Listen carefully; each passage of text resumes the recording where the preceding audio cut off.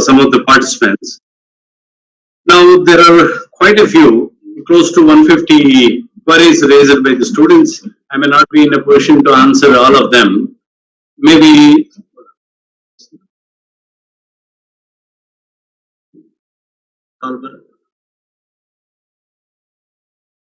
your lecture. I'm available on the net.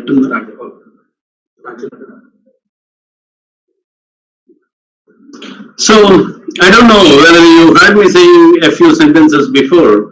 Welcome back to all my student friends for the second session on heat transfer. We were discussing very fundamental aspects of heat transfer, the modes of heat transfer, and the properties involved thereon. And before I further continue with my lecture, there are about 150 responses received here. I don't think I can clarify all the doubts raised, but some of them are quite relevant. Let me very quickly address those issues and later on go to my presentation. It may take about 10 to 15 minutes, my dear friends. So please bear with me. So at a very fundamental level, some of the students have asked me to suggest good books for the heat transfer. I think there are quite a few good number of books, very good books authored by some eminent professors. I would rather prefer, my favorite book is Fundamentals of Heat Transfer by Incropera, David et al. There are 4 authors. It is Incropera, David et al. So that's one very good book, and very popular book. You have one another book called Fundamentals of Heat Transfer by J.P. Holman, Holman, Tata McGraw publication, I believe. And you have another good book by name authored by Wojcik. Again, it is Principles of Heat Transfer by Wojcik, O-Z-I-S-I-K, Wojcik. And the Indian version, which is very popular, I think many of the students must be following, Heat Transfer by R.C. Sachdeva. I think it is New Age international publication. So please go through these books. These books are good enough for you to cover the entire scope of the syllabus. And one question asked by one of the students is, which type of heat transfer has maximum rate of heat transfer? I said these 3 different modes are quite unique to their own selves, and it all depends, situation dependent. If it is a good conductor in a metal, then conduction can be very, very high.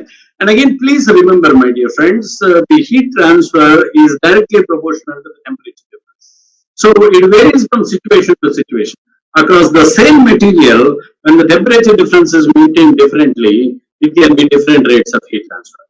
So conduction, convection, anyhow, I gave a comparison between natural convection and forced convection heat transfers.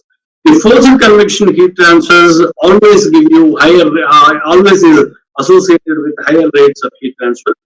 And radiation heat transfer, of course, is directly proportional to the fourth power of its temperature. Higher the temperature of the surface, more is the radiation emitted. So it depends from situation to situation. And again, one point which I made it clear, I don't know, one friend got confused and he asked me this question. Why can't we use centigrade scale in the calculations of radiation? I told you. See, if there is no, in fact, I was talking to you about specific heat, and I said liberally either we use Kelvin or degree centigrade. And the reason I told was the degree centigrade or Kelvin are 2 different scales, but when it matters the difference in temperature, what is the definition of specific heat?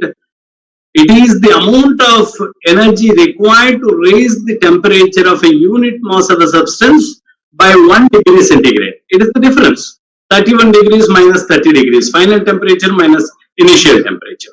So, whenever there it hardly matters because, you know, on either side you add 273. So first temperature you add 273 and final temperature you add 273, and the end result, the magnitude of the difference, whether you take it in degree centigrade scale or Kelvin scale, is one and the same. Whereas in radiation, why can't you use degree centigrade? The definition itself, it says, the Stephen Boltzmann's law says, the amount of radiation emitted, radiation energy emitted on a surface is directly proportional to fourth power of its absolute temperature, surface temperature. So temperature scale itself is mentioned as Kelvin, and it is raised to the power 4. Now suppose, for example, you take a 30 degree centigrade surface, and it is, the Stephen Boltzmann's law says it is sigma A T power 4. When you take in degree centigrade, it is 30 power 4. When you take it in Kelvin scale, it is 30 plus 273 power 4.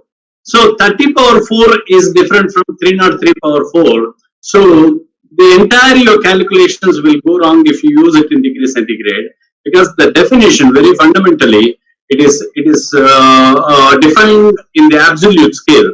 So no way you use the temperature in degree centigrade scale in the radiation calculations. And anywhere else also, please remember, unless it is a temperature difference, you cannot switch over from one scale to the other scale. Please remember that.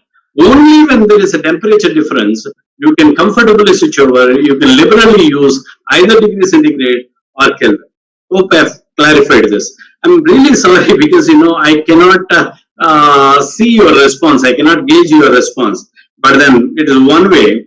So the way I understood I am going. Again, I'll wait for your feedback tomorrow, and again I'll fine tune my lecture accordingly.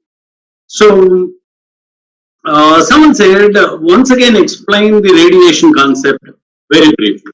I said radiation is such a simple thing. Radiation is the energy emitted from a surface by virtue of its surface temperature. Any surface, by virtue of its finite temperature, unless otherwise it is at absolute zero, it can emit radiation. So the emitted radiation is directly proportional to the fourth power of temperature. There are two theories which support this, either the photon theory or the electromagnetic wave theory. We are following electromagnetic wave theory to explain the phenomena of radiation heat transfer.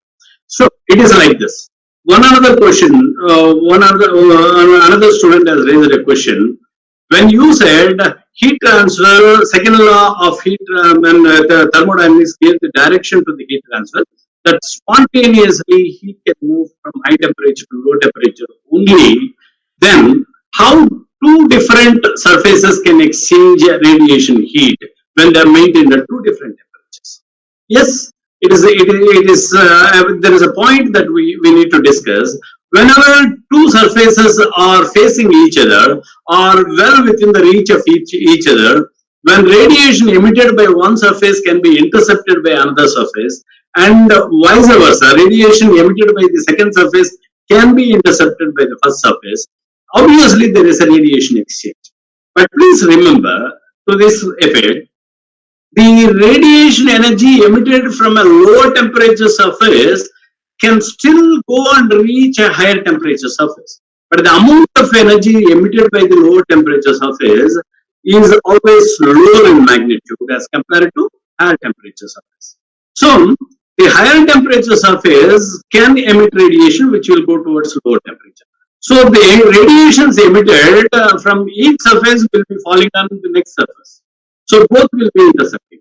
The net radiation heat exchange, please remember, the net radiation heat exchange can only be from higher temperature surface to lower temperature surface. Simply it is like this. A surface 1, which is at 40 degrees centigrade, assume that it emits 100 watts of radiation. And this 100 watts is intercepted entirely by second surface. Let me say, second surface absorbs all the radiation that's falling. So that means the first surface has given 100 watts of heat to the second surface. And parallelly, let me assume that the second surface is at 30 degrees centigrade. It is now emitting only 60 watts of heat, let me say. Now this 60 watts, again let me assume that the entire 60 watts is traveling towards surface 1. Surface 1 intercepts it completely and absorbs it completely. That means what? Surface 2 has given 60 watts to surface 1. So the net radiation exchange, when I say surface 1 gave 100 watts to surface 2, surface 2 gave only 60 watts to surface 1. So net radiation exchange is 40 watts to the lower surface temperature. So you gave me 40 rupees, I gave you 100 rupees. So 60 is the net exchange between us, and I gave 60 to you, and not in a real sense. Fine. So, so that is it. And other concepts, I was just, when we take up radiation, we discuss that at length. I was talking to you about a real surface and a black body. A black body, by definition, is one at a given temperature. See, you have 3-4 surfaces parallelly kept, and all of them are maintained at the same temperature T, let me say. One of these 4 surfaces, one is black surface, going by the definition of black body in radiation, and remaining are non-black bodies, or I shall say gray surfaces or real surfaces, whatever.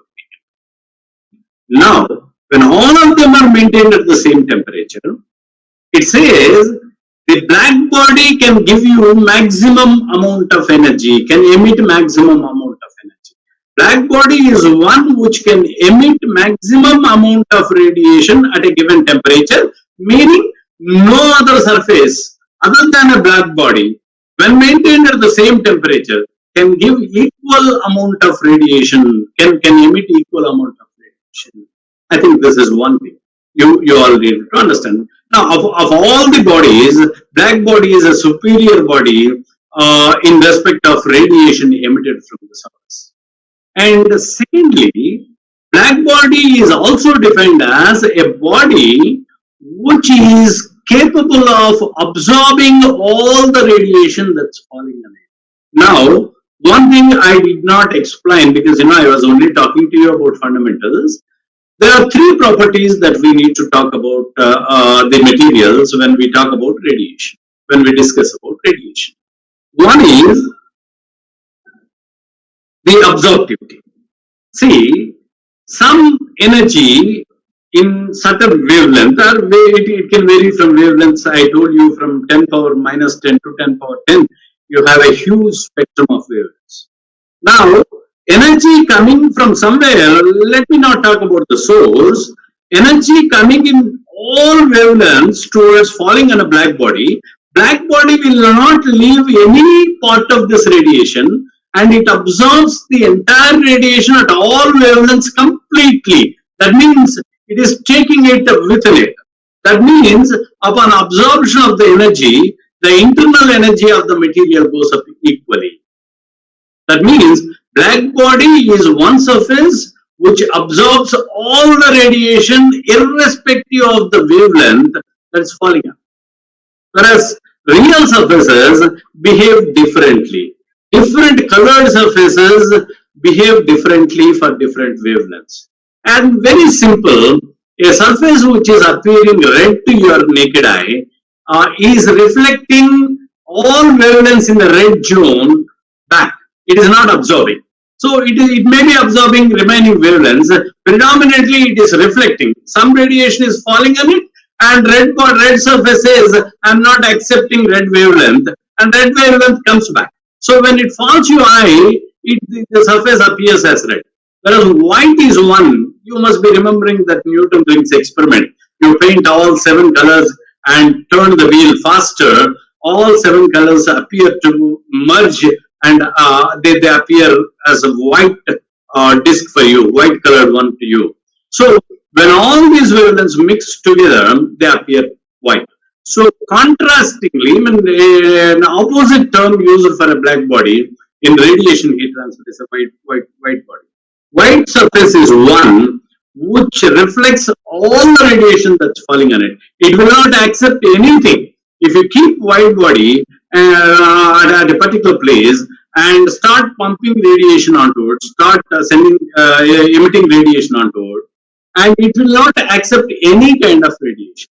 And therefore, the energy of the white surface will not increase irrespective of it receiving the radiation. That is the reason why during summer, people advise you to wear white shirt or white clothes, because white clothes will not absorb radiation. So it's the most foolish thing anyone can do is wearing a black shirt on a summer day. On a summer day when he is venturing to go out, you cannot afford to wear a black shirt, because black absorbs all the radiation that's falling on it. Upon absorption, its temperature goes up, its energy goes up, and I told you already, internal energy is a function of temperature, and therefore the temperature of the black surface also increases. So a material can behave in three different ways. One is material can absorb some of the radiation falling on it. Material can transmit some of the radiation through it. Being a transparent material like a plain glass, you see, if radiation strikes the surface on one side, it readily allows the radiation to pass through it. That's what I call it as transparency. And this is expressed in terms of transmissivity and reflectivity. Just in white surface, I told you, a white surface instantly, readily reflects all the radiation that's falling on it. Meaning, some radiation is coming and falling on it. It says, no, my dear friend, thank you. I'm not accepting anything. I'm sending it back. So it's not taking anything, any of the radiation that's falling. So any surface, by nature of by the radiation properties, it can have absorptivity. It can have absorptivity and reflectivity. It can have absorptivity, transmissivity. Now, a highly transparent material cannot absorb, cannot reflect.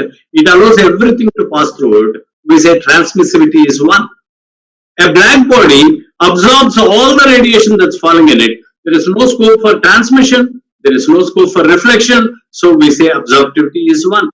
A white surface, it readily reflects all the radiation that's falling on it, and therefore its reflectivity is 1. It can neither absorb radiation nor allow it to pass through it. So transmissivity is 0, alpha absorptivity is 0.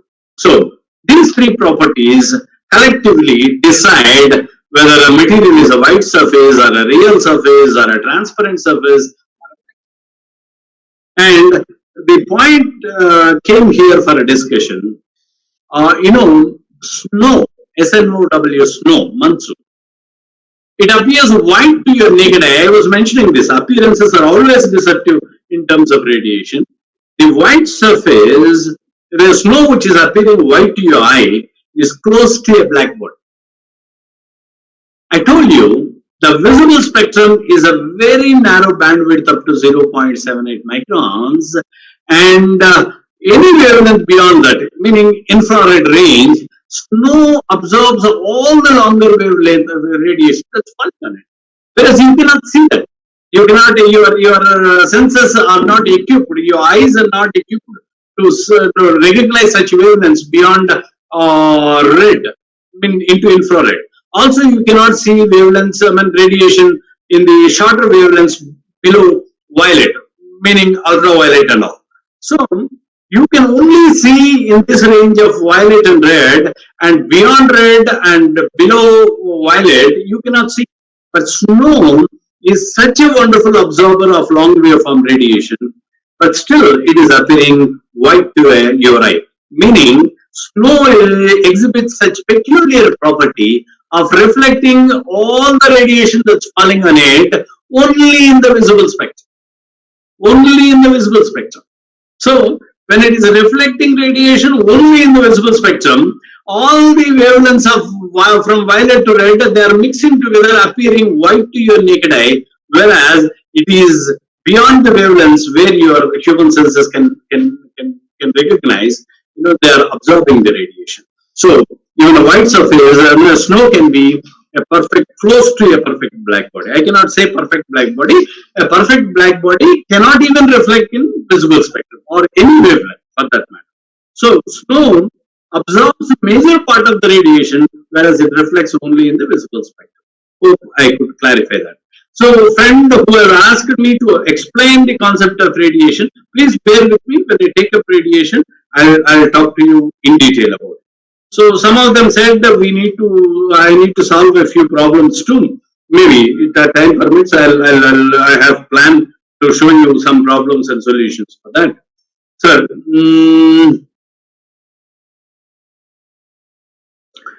someone asked me for a change of timing. May not be possible. I sought your excuse yesterday itself because I'll be occupied all through the day, and maybe this is the time with the minimum disturbance, I can deliver the lecture. So I just took it. So there is another interesting question. A cup of hot coffee is placed on a table with no movement of coffee inside the cup, meaning coffee cup is stationary, and coffee is not moving in the cup. Okay, that's what he means by that. Which mode of heat transfer occurs? Is it conduction or convection? So, having asked this question, he did not answer this. I mean, he did not mention whether it is a hot coffee or a cold coffee or a room coffee at room temperature. If it is coffee at room temperature, no heat transfer whatsoever, because air and coffee a cup are all in thermal equilibrium, no temperature difference, no heat transfer. So when he said coffee, normally we consume it hot, so I assume it as hot coffee. When there is hot coffee, coffee is liquid. Coffee is in the liquid form. So the liquid is stored in a cup. Now, the molecules of coffee, which is in physical contact, which is coming in physical contact with the surface of the cup, transfer the heat to the cup, and through the thickness of the cup, heat is conducted outside, and when once heat reaches the outer surface of the cup, it is convection from the atmosphere. So this mode of heat transfer is quite clear. And on top of coffee, on the top layer of coffee, air is coming in directly contact with the hot coffee. Air is at lower temperature, coffee is at higher temperature. Now heat transfer takes place from hot coffee to cold air. I told you, convection heat transfer, this is convection mode of heat transfer. Convection can happen between a solid and a liquid, and fluid and fluid. Now air is fluid, coffee is fluid, so it can happen. On the top surface of coffee, it is again, it's convection heat transfer. Now, probably I thought he is trying to ask this question: what happens at the inner layers of the coffee? How is the heat transfer taking place? Now, again, there can be two modes of heat transfer. I told you in fluids, the convection heat transfer dominates. And since coffee is not moving from bottom layer of coffee to top layer of coffee, there will be continuous current of coffee molecules or liquid molecules by virtue of buoyancy differences. The buoyancy force is created because the colder molecule on the top layer of the coffee, which is giving away the heat to the atmosphere, is becoming colder and heavier. It goes down. Maybe somewhere hot coffee molecule is there. It feels lighter, and therefore it comes up. So this continuous current happens. But please remember, I told you, conduction also happens in liquids and gases. Though to a limited extent, we were talking about thermal conductivities of liquids and gases. Gases have very low thermal conductivity values, whereas liquids have higher thermal conductivity values, and slightly higher thermal conductivity values. But all of them do conduct. I'll just give you this example. All of you take hot water, use hot water for bathing.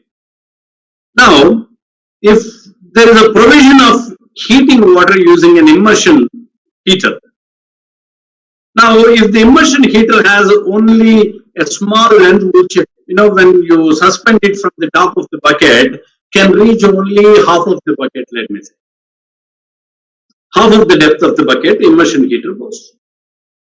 Now you switch on the heater, heat is released, and the resistance, the electricity is converted into heat because of the resistance in the heater. Now heat is released, heat is given away to the water. Now hot water in the immediate proximity to the heater, the water gets heated, hot water is at the top. The heater did not reach the bottom portion of the water, the bucket. The bottom part is, completely cold. Now, how do you think? Now, you after some time, you remove the immersion heater. Don't forget to switch off the heater. Remove it. Don't put your hand to test it. Sometimes it gives you a very nasty shock. So you remove it, dip your hand into it. Half of the water, the top layer, appears very hot to your hand, and dip it further. You sense cold water at the bottom. Now, leave this bucket of water. Assume that you have kept this water in a plastic bucket. Leave this bucket there for sufficiently long time and come back, dip your hand. You don't feel that, the low temperature, cold water at the bottom. By this time, the thermal equilibrium would have been established and heat would have been diffused into the bottom layers of the water also. Now, you tell me, what is the buoyancy force? What is the buoyancy force? Buoyancy force says, the buoyancy dynamics say, any particle which is heated becomes lighter and floats up. Now, already the heated water is on the top. It is lighter. The colder water molecules are there at the bottom. They are heavier. Against the buoyancy principle, a colder water molecule cannot come up. So, theory says, for whatever long time you kept it there, the cold water shall remain at the bottom, hot water shall remain hot at the top. But it's not happening. Then what is happening? These molecules are the layer of temperature difference. They are interacting with the neighboring molecules. Still collisions of the molecules happen. When molecules collide with each other, when it happens such a way that a colder molecule or a hotter molecule collides with, strikes or hits a colder molecule, it is transferring its energy in the form of momentum, and that's how the colder molecule is acquiring energy. This continuously happens. Only thing is, the molecules move very randomly in a liquid or gas medium. All of you know, I think we have discussed at length about kinetic theory of gases and the mean velocities of the molecules, collisions with the walls. All this we have discussed earlier, right? At a fundamental level. So these molecular collision cannot be avoided, and this kind of energy transfer from hot molecule to cold molecule, only when they physically interact with each other, when they collide with each other, when they are involved in momentum exchange, that part of it I call it as convection. So convection still happens. Now, let me talk to you about, I think I'm taking a little longer time. Have you ever seen a single door refrigerator? In a single door refrigerator, the deep freezer is normally used minimum number of times. Now, the usage of deep freezer is not much. Only when you want to take ice cube or something frozen inside, when you want to take it, you use it. Whereas the bottom part of the refrigerator is used to store vegetables, water, whatnot, your curries, rasam, everything. Now, is it not wise to keep the deep freezer at the bottom because you don't use it too often? Whereas the deep freezer is always kept at the top of the refrigerator. Why? Because the designer of the refrigerator want the user of the refrigerator all the time to bend and take the material out. It's not for the sake of exercise. It is for want of right convection to happen inside the refrigerator. Now, what is the deep freezer? Deep freezer is the lowest temperature zone in the refrigerator. That's where the expansion coils, the evaporator coils run through the deep refrigerator. That is the lowest temperature part. Now, air molecules reaching that deep freezer portion will immediately get coolest rather within the refrigerator.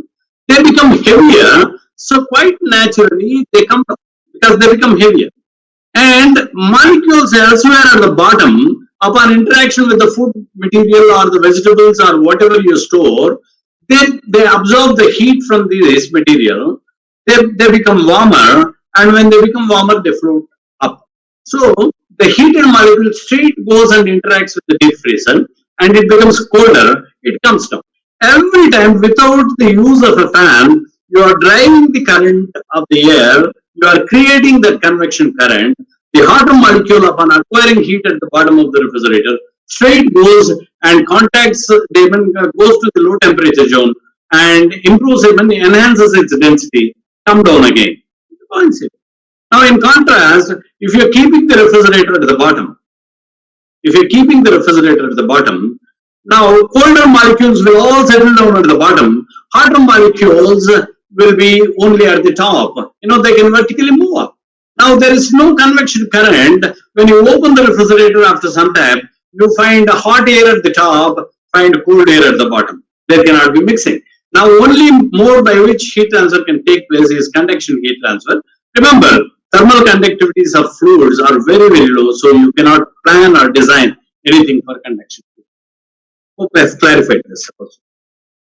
Okay, so I think that is about convection. So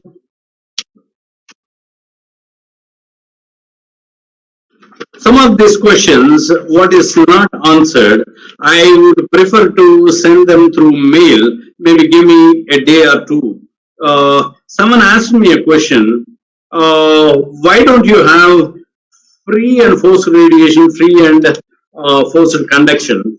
I cannot explain this question because free and forced convection we discussed because there are two different ways of molecules, the fluid particles interacting with the hot zone. One, due to buoyancy force or natural convection, because convection takes place due to bulk motion of the molecules. So it's because of the bulk motion of the molecules. How this bulk motion is achieved?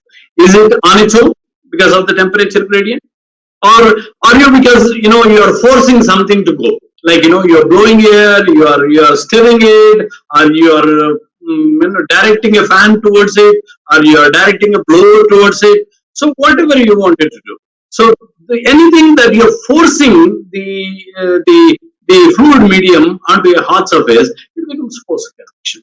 Nothing more than that. And one quick question that I need to answer is many of you asked for the polyurethane foam insulators. Let me take a little time explain.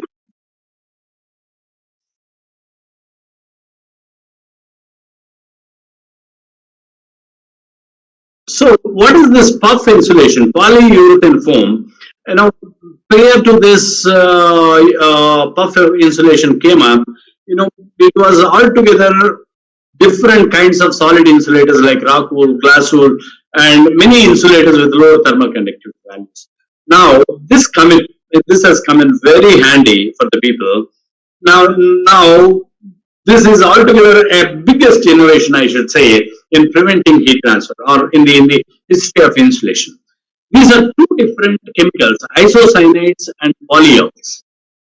Isocyanates and polyols, when they are mixed together, they, in the presence of the right catalyst, Freon 11 is a catalyst, is a good catalyst here. So, in the presence of the right catalyst, when these isocyanate and polyols are mixed in the right proportion, they expand in its volume almost 95 times. That means they start giving bubbles.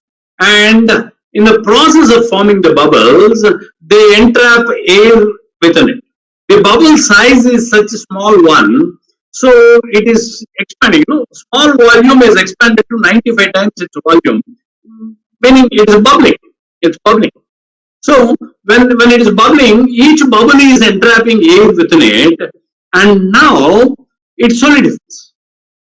When it solidifies, see, it's all about bubbles. These isocyanates and polyols, upon bubbling, they solidify, form into a hard material, and entrapping little air, smaller air pockets within it.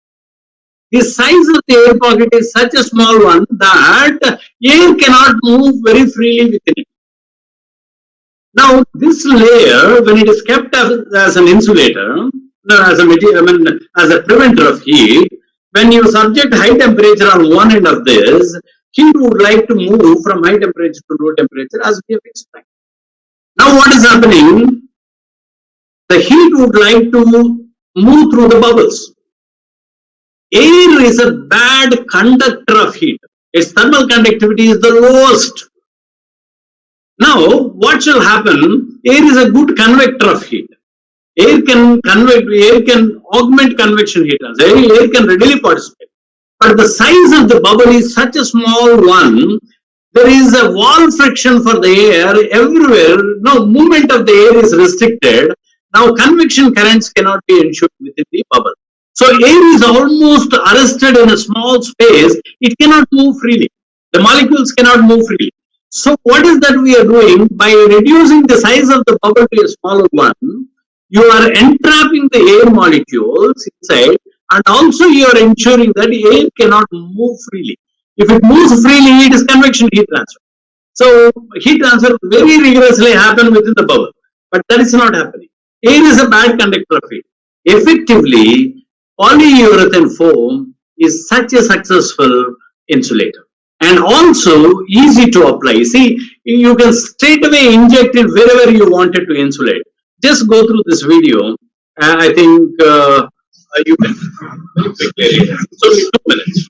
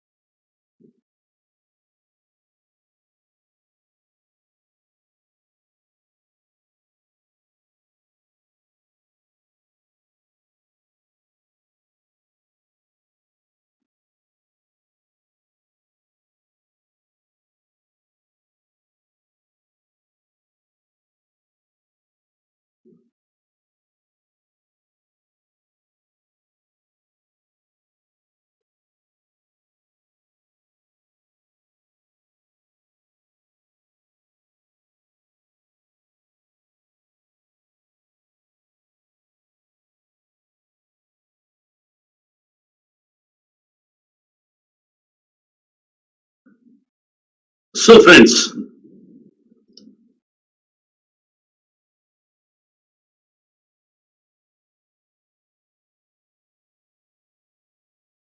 so you must have seen. See, polyurethane foam insulation is not a solid insulator. What is the beauty with this insulator is it very effectively uses air as the insulator, and entire volume, or majority of the volume of this puff blocks, whatever you have seen, it's full of air. But only thing is, if the air is in a larger container, it readily moves. It participates in convection heat transfer. Only thing is, you are by restricting the size of the bubble, you are not allowing air molecules to move very free. So that's one thing. With that, almost I took about half an hour. So many questions. Maybe you can send your views whether I should take such a long time to clarify all your doubts, or shall I go through cover the syllabus. So whatever the points I thought that they are very important and relevant to you, probably I try to explain. Towards the end of the last class, I was talking to you about thermal diffusivity. Thermal diffusivity, I think I gave an example, some of them did not like it. I only said if heat cannot be diffused within the material, the heat going from your hand is accumulated there, and therefore you don't feel a temperature difference. Whereas in metal, it disperses. Now I have listed here, if you all can see, I have listed here the thermal diffusivities of different materials.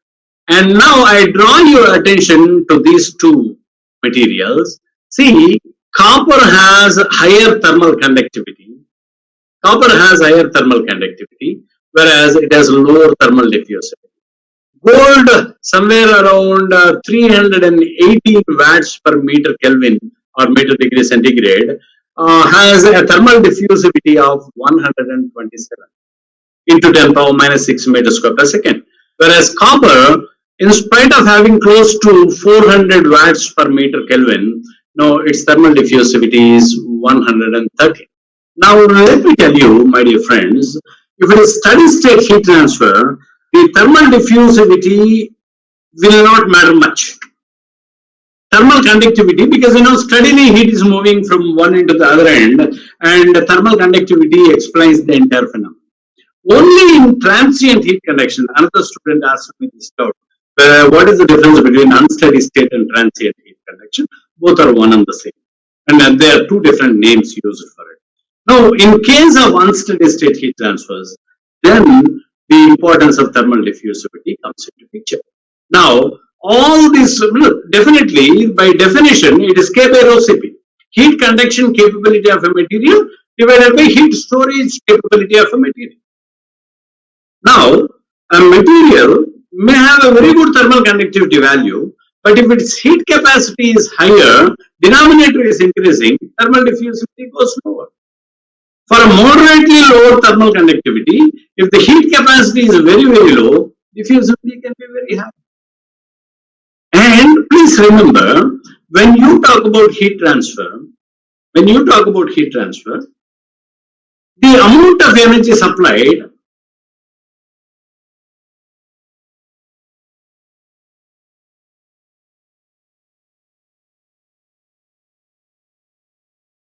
I'm sorry, presentation was not in full screen. So you did not lose much. So when heat transfer is taking place, remember there are two things which are very important for conduction heat transfer to take place. One, the property called thermal conductivity. Higher the thermal conductivity, higher rates of heat transfer take place. And also the second one, the driving temperature difference. The temperature difference, which is a driving force. Now, if you're adding heat to the solid, if it has higher specific heat, let me say, we did discuss about it yesterday. When its specific heat is higher, more amount of heat is added, whereas its temperature is increased moderately. Low specific heat material, less amount of heat is added, its temperature is increased to a higher level. Now, depending on the specific heat, depending on the heat storage capacity of a material, the temperature increase function depends. Now, the thermal conductivity is higher, whereas its heat storage capacity is more, meaning what? Its temperature cannot increase further and very rapidly. Driving force is reduced, and therefore heat transfer rates are reduced. So, I just close this discussion here, and we talk about the generalized heat conduction equations in the three coordinate systems. We have, I think towards the end of the last class, we were talking about the rectangular system, cylindrical system, and spherical system. Now, I told you that the possibility of heat transfer can be in three fundamental directions. It can be in X, Y, and Z, and simultaneously in all the three directions. Now, to derive a generalized equation, I think all of you, those who have studied heat transfer, you must have derived this equation. There's a very, very important equation, and it goes by like this. Assume heat transfer taking place in X direction. Some heat is entering, a value of Qx is entering, and some heat is leaving the element in the X direction, somewhere here. So somewhere here. It is entering here Qx, it is leaving here Qx plus dx. Meaning suffix x plus dx talk about the distance traveled by it. It is entering at a location x, leaving at x plus dx. Now, A similar assumption is made in y direction as well as z direction. It is also assumed that the material can store some heat or material can generate some heat within. Now, an expression is written for to find out Qx plus dx in terms of Qx. A Taylor's rule is applied here. Qx plus dx is given as Qx plus dou by dou x of Qx dx. Qx plus dx, so whatever is the heat leaving here, is mathematically using a Taylor's rule, it is explained as Qx, what is entering Qx plus dou by dou x of Qx into dx, meaning the rate of change of heat that is happening, heat transfer rate that is happening into the total distance traveled, meaning dou by dou x of Qx means what is the change of heat transfer rate whenever it travels by a unit distance, and what is the total distance traveled by it? It is dx. So dou by dou x of Qx into dx. So what is entering is Qx plus the rate of change that is happening multiplied by the total distance. Okay, I'll just give you this example. I always give this example whenever I explain. Let me say I have 21 rupee coins in my pocket. 21 rupee coins, that is Qx, the beginning. 21 rupee coins. That is 20 rupees in my pocket. Assume that there is a small hole to my pocket. Hole is such a exactly similar one that a coin with some difficulty can escape through, can fall through. Now, let me take one more assumption. For 100 meters, for every 100 meters I walk, one coin falls from my pocket, slips from my pocket. And when I ask you this question, what is the remaining amount? Qx plus dx, final amount, in my pocket after I travel 500 meters. This is the Taylor's rule. What is it? You can very easily say it is 15 rupees. How did you calculate? Initial amount 20 plus here the coin is not added, coin is being removed from my pocket, so I use minus sign there. Dou by dou x of Qx, that is for every 100 meters, what is the change? Change is 1 rupee, minus 1. So for every 100 meters, minus 1 rupee is counted. What is the total distance that I have traveled? 500 meters. So minus 1 for every 100 into 500. So it's minus 5. 20 minus 5, 50. So similar rule is applied here. In order to find out, assume that it is not steady state heat transfer. Had it been steady state heat transfer, all of you are aware, Qx enters, Qx again leaves the surface. There cannot be any change if it is not steady state heat transfer. If it is unsteady state heat transfer, the entering amount of heat can be different from the amount of heat leaving. So at every element, some heat enters, different amount of heat leaves. So that kind of an analysis we are taking it here. So the heat leaving this element at x direction, in the x direction, in the y direction, in the z direction are all calculated using Taylor's rule. Now assume that the body is capable of generating some heat on its own. Maybe a chemical reaction taking place within the material, maybe some electric current is flowing through the material and the material has some electrical resistance and resistance leads to heat generation and some heat is generated. Be it a chemical reaction, be it a biological reaction, be it current flowing through the material. So some heat is generated with the material. And let me say small q dot g is the amount of heat generated per unit volume. Small q dot g is the amount of heat generated per unit volume. The element size is dx in x direction, dy in y direction, dz in z direction. So the volume of the element is dx dy dz. Small q dot g is so many watts of heat generated per unit volume. When you multiply with the volume, it is capital Q dot G. Now, there is something called heat storage. Now, let me say, Qx is entering, Qx plus dx is leaving in the x direction. Meaning, let me say 80 watts enter in the x direction, Qx is 80, Qx plus dx is 40. So, what happened to remaining 40? 40 is stored within the material. Similarly, in y direction, let me say Qy is 60 and Qy plus dy is 40, 20 watts is stored. So earlier 40 watts is stored, now 20 watts stored. Similarly, in z direction heat transfer, because of z direction heat transfer, maybe another 10 watts is stored. So 40 plus 20 plus 10, it is all together 70 watts of heat is stored within it. So when some heat is stored within the element and also parallelly some heat is generated, now heat transfer is continuously happening in all the three dimensions. The resultant heat which is accumulated within the element gives rise to its temperature change. Gives rise to its temperature change. And all of you must be aware of this fundamental energy equation, mCp delta T. Mass multiplied by specific heat multiplied by temperature change.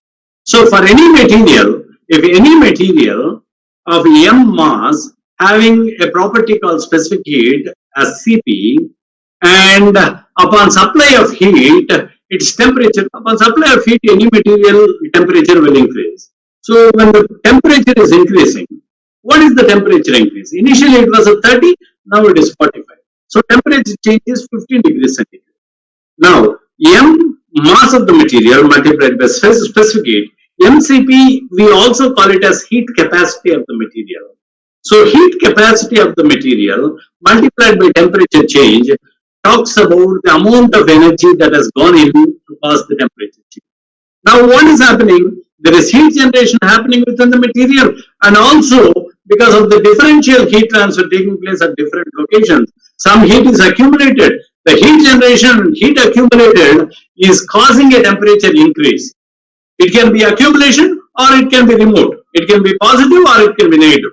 If it is negative, temperature decreases. If it is positive, temperature increases. Sign convention always prevails there. So, how do you estimate this? What is the amount of energy stored because of heat conduction and also because of heat storage? It is mCp dt. Whereas the other side, I'm talking about heat transfer rates, meaning heat transfer per unit time. mCp delta T can give you only energy units. Mass is kg, specific heat is kilojoules per kg degree centigrade, temperature difference is degree centigrade, and effectively you get this equation if you are using mCp delta T, you are getting a unit as joule or kilojoule.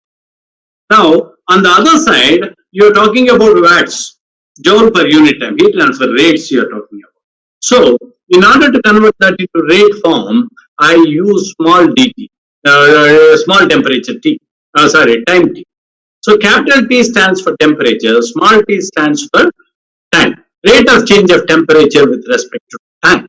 So, this talks about heat storage. Now, writing the energy balance equation, now the heat stored because of heat entering in x direction and leaving in x direction, plus heat entering in y direction minus heat leaving in y direction, plus heat entering in z direction and heat leaving in z direction. That's all Q1 and Q out difference. Plus heat generated within the element is equal to heat stored within the element. When you write that equation, you have the generalized heat conduction equation. Okay, so I think all my friends who have studied this subject are very familiar with this second order differential heat equation.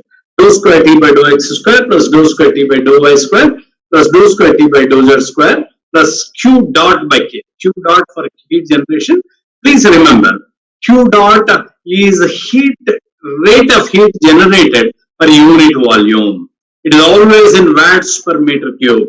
Please remember, this Q dot is always in watts per meter cube.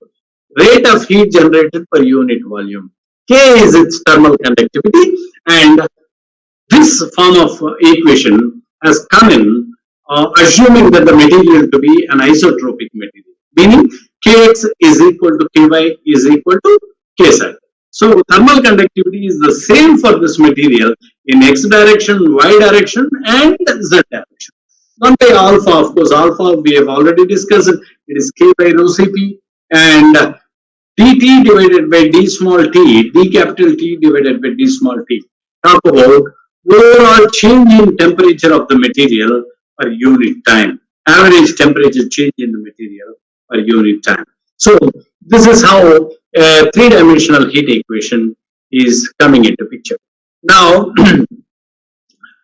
different forms of it. Now, this is heat transfer. Please remember, heat transfer in three directions happen only when there is a temperature difference. Oh, I'm sorry. All are given dx square, right? I'll put it later. This should have been dou y square, dou z square. I'll correct it. I'm sorry for this confusion. Dou square t by dou x square plus dou square t by dou y square plus dou square t by dou z square plus q dot by k is equal to 1 by alpha dou t by dou t. This equation is popularly known as Fourier-Biot equation for isotropic material, because kx is assumed equal to ky is assumed equal to kz.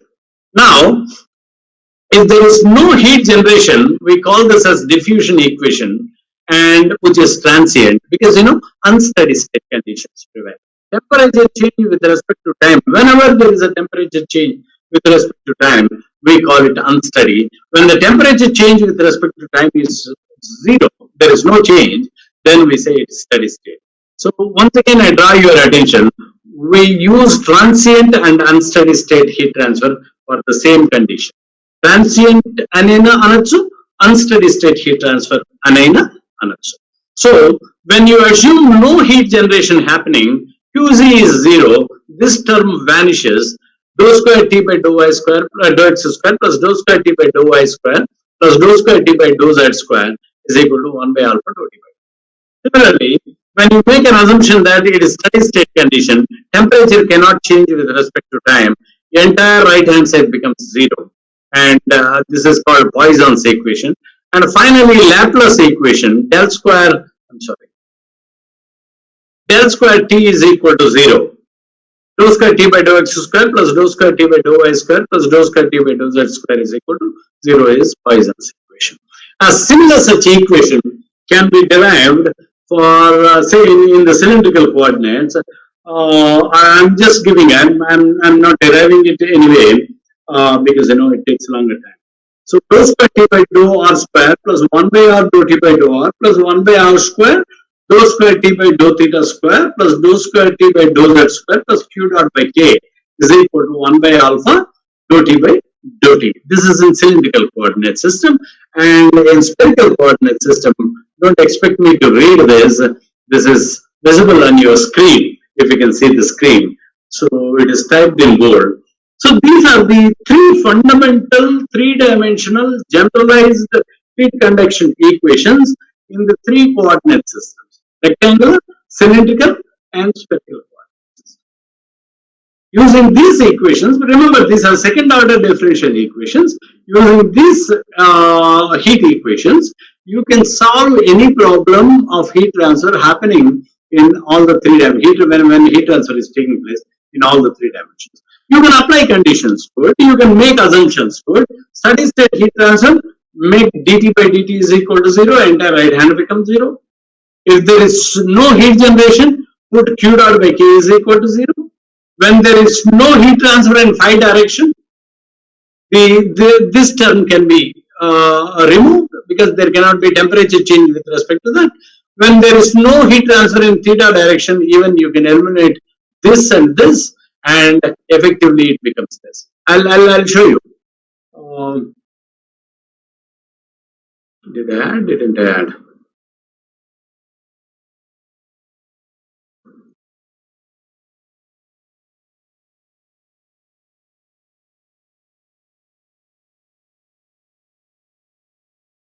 Yeah. We will come to it a little later about one-dimensional heat transfer. And in general, all this, second-order differential equations, when you solve for it, for a solution, Ultimately, the field equations is the equation that can give you temperature history within the solid. Now, so this is a second order differential equation with respect to x, y, and z.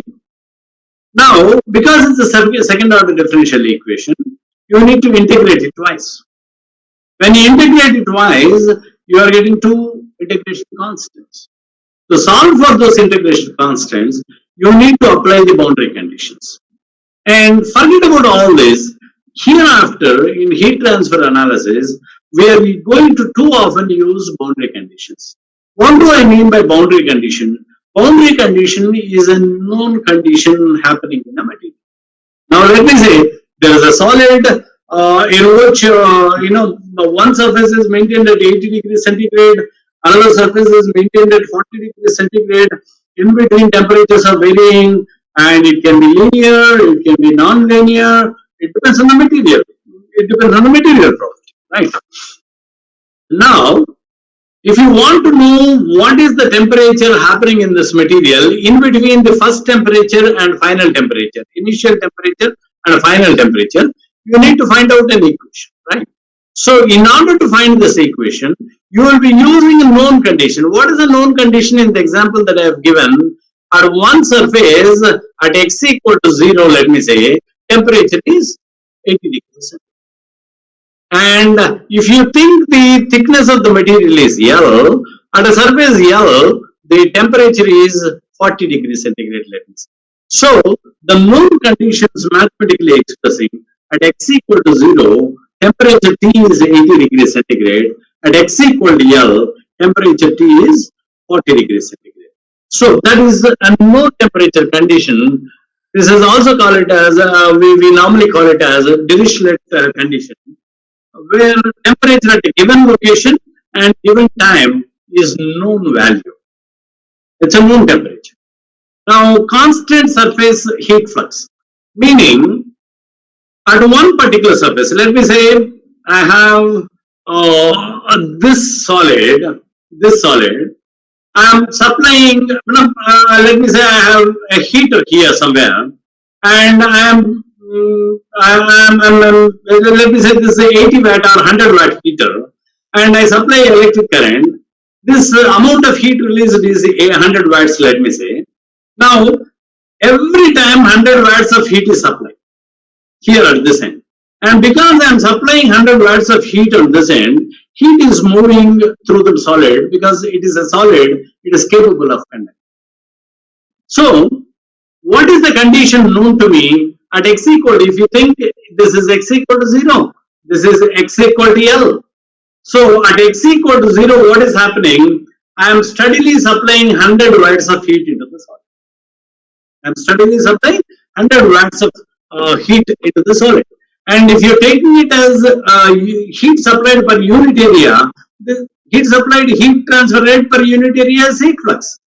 So, it is heat flux, known heat flux. How much of heat per unit area you are supplying? This is called Newman's condition. When you know finite heat flux, when you know what is the amount of heat that is entering at a particular surface. And you have another condition, adiabatic or insulated condition. Meaning, let me say, again I take up the solid. Now, this end is completely insulated. When I said insulated, perfectly insulated, meaning zero heat can move out of it. Insulated condition. When I am insulating it, what is the location where I am insulating the solid? At x equal to L. This is x equal to 0. This is x equal to L. Solid is ranging from x equal to 0 to x equal to L, meaning its thickness is L. So at x equal to L, I am perfectly insulating it. When I am perfectly insulating it, what is the heat transfer there? Because it is perfectly insulated, heat transfer Q is equal to 0. And at x equal to L, for Q to become 0, what is Q? Q is equal to minus Ka dt by dx. K is the property of a material which cannot be 0. Area, there is some material and it has a surface area perpendicular to heat flow direction. It cannot be 0. Minus K cannot be 0. A cannot be 0. then Q is 0 because it is insulated. 0 is equal to minus K, not 0. A, non-zero. Then what is the possibility? The possibility is only dt by dx shall be 0. What do you say? Only when dt by dx is 0, temperature gradient is 0, then only Q can become 0 because K cannot be 0, A cannot be 0. So, at an adiabatic or insulated surface, please remember, these are all possible gate questions, objective questions. At insulated end, what is the boundary condition? Simply I say, the boundary condition at an insulated end is dou T by dou x is equal to 0. So, the third kind of boundary condition is at some surface. Again, let me take up this example of the surface. Let me take a better solid. Okay, so this is the surface. So there is some air moving around this. The air is coming in contact with the solid. Convection heat transfer is happening, and let me say heat flow is happening in this direction. Now convection heat transfer initially comes here. Air is capable of giving, heat transfer coefficient H is 10 watts, let me say, watts per meter square degree centigrade. Let the surface has 2 meter square of area, and temperature air is at say 60 degrees centigrade, surface is at 30 degrees centigrade, temperature difference is 30 degrees centigrade. So what is Newton's law of cooling? Q is equal to HA delta T. So 10 watts per meter square multiplied by 2 meters square multiplied by 30 is 20 into 30, 600 watts is coming. So convection is happening at the surface, is capable of giving 600 watts per meter square, watts of heat into it. The same heat is conducted through the solid. So what is happening at the surface? If you consider this as x equal to 0, this as x equal to L. Now at x equal to 0, Q convection is happening. Q convection, if you know the quantity, so much of heat is being given to it. That's what. There you can write Q is equal to minus K, of course A is there, dou T by dou x at x equal to 0, where the convection is happening at x equal to 0. If you can view this like this, at x equal to 0, convection is happening. At x equal to 0, convection is happening. And therefore, the heat transfer that's happening at this edge at x equal to 0 is given by Fourier law of heat conduction. Q is equal to minus K dou T by dou x. A, of course, you use another A on the right hand side, they both get cancelled. And that is equal to how much of heat conduction is happening into the solid is whatever the heat convected into it. If there is no other heat source, whatever is the heat convected into the solid is conducted through the solid. So therefore, we write both the quantities, conduction heat to convection heat, and that forms as a boundary condition. So these are the boundary conditions that I just, highlighting it. I've given sufficient explanation to you. And please remember, at x, T is at x equal to 0. At x equal to 0, the second point is time. If it is unsteady state, time will come in. If it is steady state, time will not come in. I'm talking about unidirectional heat transfer. Temperature is a function of x and t. Meaning, at even for example, let me say, solid is say 2 meters thick. X equal to 0 here, x equal to 2 meters here, and x varies all along this heat transfer path. Now, x equal to 0.1 meters, 0.2 meters, x equal to 1 meter at the middle, and x equal to 2 meters at the end. Now, temperature at different x locations, it should be different. Otherwise, heat transfer cannot take place, right? So, there is a 150 at this end, there is only 70 at this end. There is a temperature gradient, drop in temperature along the heat flow direction. Remember, if you can see the cursor, now from 150 to 70, it steadily falls. At all along the x, the temperature continuously changes. But at any, if it is a steady state condition, at any given location, temperature cannot change with respect to time. If it is unsteady state, it also changes with time. So known temperatures are given here. Now, this is the heat flux. Heat flux is the amount of energy supplied to it Whether it is convection heat transfer or radiation heat transfer or because of both modes of heat transfer, I don't know. But the surface receives a steady amount of heat into it. Okay, so this is heat flux condition. Insulative condition, I have told you. Please remember, dou T by dou X equal to 0 at any insulated angle. So whether it is at X equal to 0 or X equal to L, wherever it is insulated, you blindly take it as dt by dx, or if it is multidimensional, dou T by dou X is equal to 0. And also, there can be symmetrical, temperature distribution. Meaning, a solid has maximum temperature prevailing at the center. Maximum temperature prevailing at the center. And both its surfaces are maintained at lower temperatures. Say, this surface is at 40 degrees centigrade, this surface at 40, whereas center is at 100 degrees centigrade. When is this possible? This can be possible only when heat is generated within the material. When some heat is generated within the material, half of the heat generated is going this side, half of the heat generated is going this side, and therefore a symmetry is there. Now, wherever the maximum temperature is occurring, dou T by dou X is equal to 0.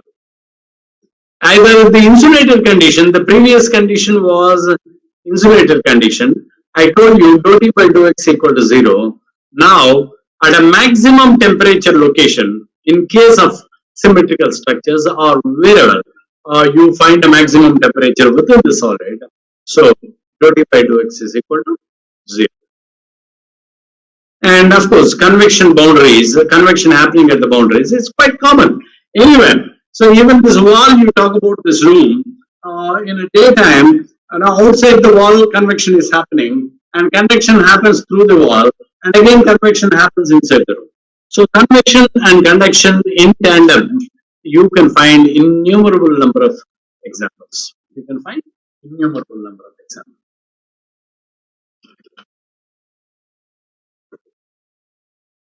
There can be another boundary condition called interface boundary condition. When you're talking about composite materials, meaning two different materials brought together and they are acting in series in the heat flow path. Now, what is happening at the interface can also form into a boundary condition. Okay? Right. One-dimensional heat conduction.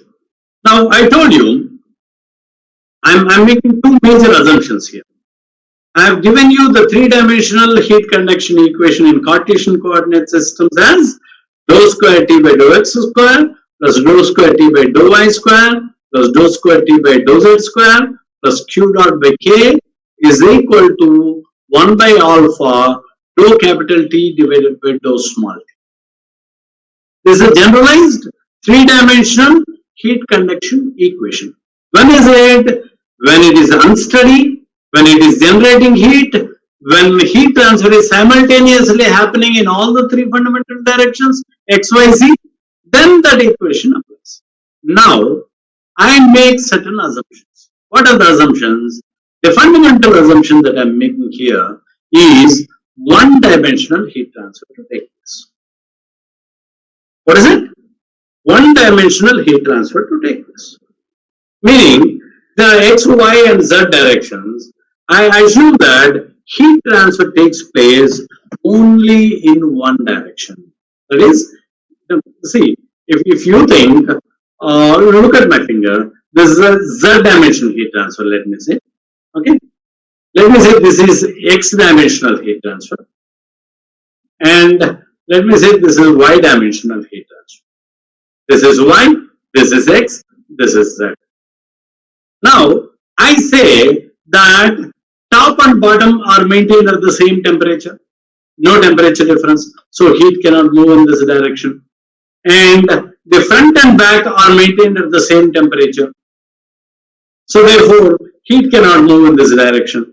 I am making a simple assumption. I have a solid in my hand, whereas there is only a temperature difference between left and right of the solid. So, Because there is a temperature difference, heat moves only in this direction because temperature difference is the great. Now that's how I am simplifying or assuming a unidimensional heat transfer. That is x-dimensional heat transfer. So x-dimensional heat transfer is taking place. Y and z direction heat transfers I am not considering. And also let me say that this heat transfer, whatever is happening, is steady state heat transfer. Also, I can make one more assumption that heat generation is not happening within the solid. Like, I have a solid in front of you. If there is no current flowing through it, if there is no chemical reaction taking place, this solid cannot generate heat. Why would unnecessarily generate heat? There should be a reason why heat is generated, right? So all solids cannot generate heat. So assume that this solid in my hand is not generating heat.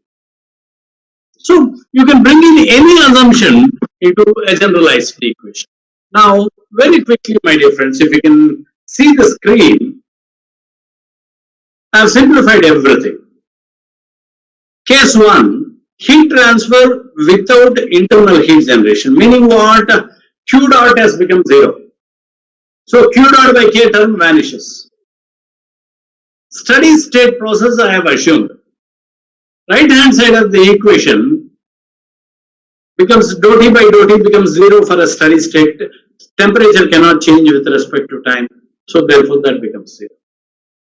And I have considered only x-dimensional heat transfer. So dou square T by dou I square, dou square T by dou Z square are zeros. Because temperature cannot change in y direction. If there is a temperature change in y direction, heat would have moved in that direction. Heat would have transferred, heat transfer would have happened in that direction.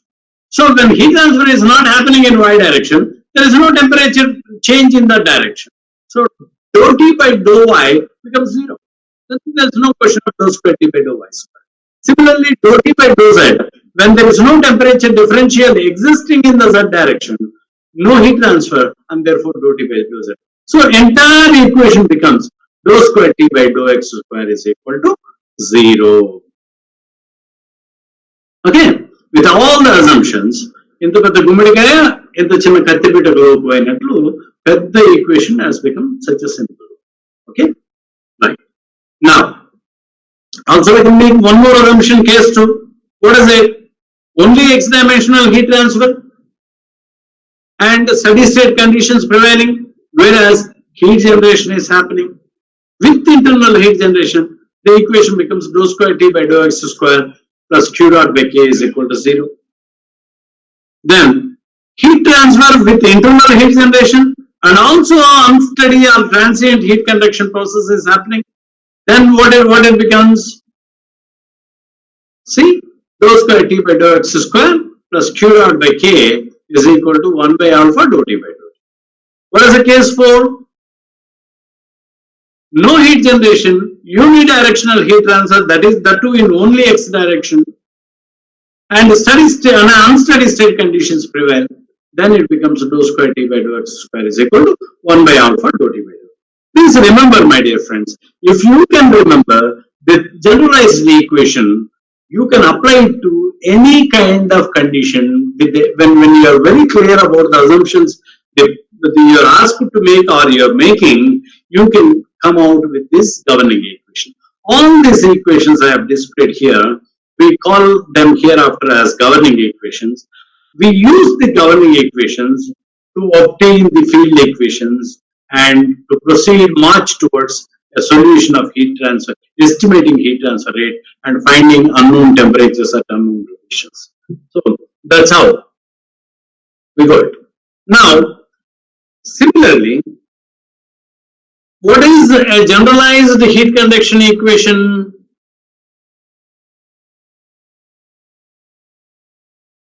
In a cylindrical coordinate system, dou square T by dou r square plus 1 by r dou T by dou r plus 1 by r square dou square T by dou theta square plus dou square T by dou z square plus Q dot by K is equal to 1 by alpha dou T by dou. Now, very simple.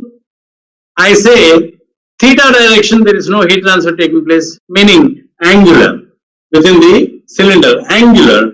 No heat transfer is taking place. And also, let me say, heat transfer is not taking place in Z direction. How can I show you a cylinder? Yes. Let me say, this is the cylinder. Okay.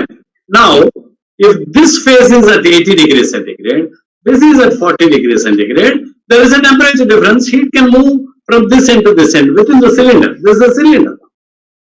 Now, on contrast, you say both ends are maintained only at the same temperature, whereas temperature differential exists from the center to the periphery. Periphery is this, center is this. From center to the periphery, there is a temperature difference. Let me see. In such a case, heat transfer is not taking place in longitudinal direction, meaning what? Heat is not moving in this direction. So, dou T by dou Z is 0. And also, heat is not moving in the angular direction. In this direction, heat is not moving. So this becomes 0. Then what is the only direction of heat transfer? It is a radial heat transfer, meaning from center to the periphery. I don't know. From center to the periphery or periphery to the center. Vice versa. It can happen. So when you are assuming that only unidirectional heat transfer is taking place, that too radial direction heat transfer is taking place, then your equation, this becomes 0, this becomes 0, and you can apply the assumption whether heat generation is there or not. You can apply an assumption whether steady state conditions are prevailing or not, and then you will come out with these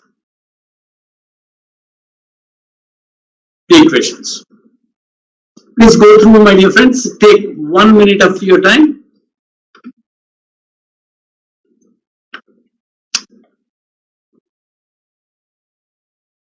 So, theta direction temperature variation I have eliminated. Z direction I have eliminated. No heat generation and steady state. Right hand becomes 0. Q became 0. This is the governing equation. This is the governing equation.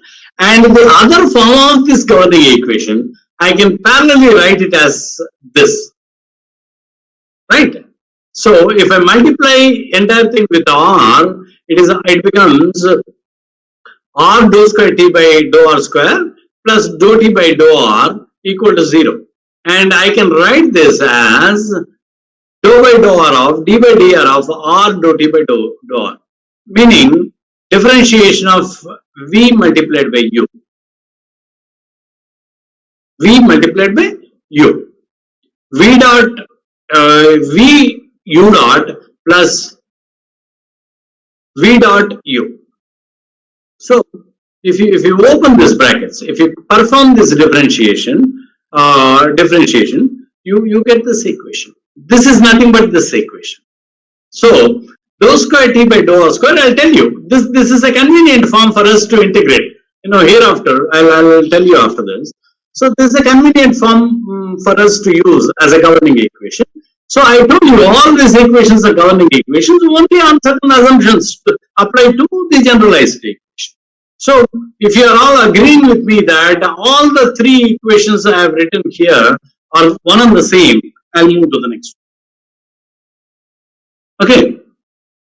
Now, heat transfer with internal heat generation and steady state. Steady state means 0. So from the generalized equation, I brought this equation. Now, I alter it a little. I call it as 1 by R dou by dou R of R dou T by dou R plus Q dot by K equal to 0.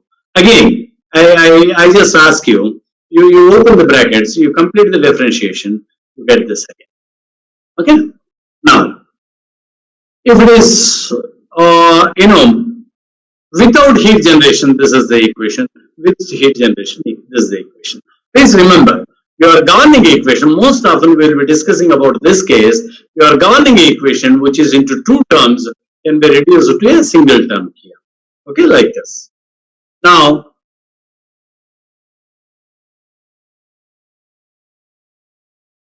spherical coordinate system. Spherical also,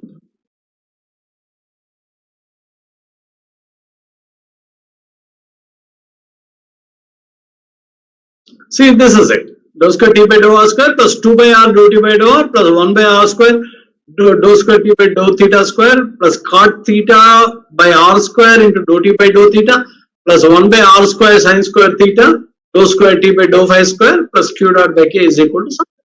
Now again theta dimensional heat transfer is eliminated, these two terms vanish, and phi dimensional heat transfer is eliminated, this term vanishes, and depending on whether heat generation is there or not, whether it is steady state heat conduction or not, you come to these equations. Okay, spherical coordinate system. Again, the same form of spherical heat coordinates, generalized heat conduction equation in spherical coordinates is reduced to this with the assumption that no heat generation and steady state heat transfer process is prevailing. It becomes dou by dou r of r square dou t by dou r is equal to 0. Now, my dear friends, I have talked to you about all these governing equations. Okay, what is the use of these governing equations?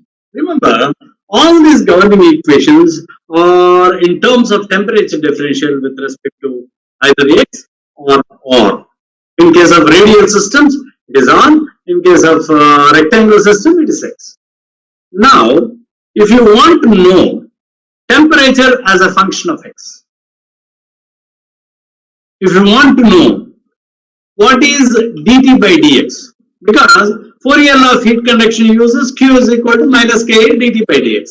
If you know the temperature gradient, that helps you to calculate heat transfer rate, q. Also, you can obtain this expression, solve this expression to find what is temperature as a function of x. What do I mean by temperature as a function of x? Again, look at this solid.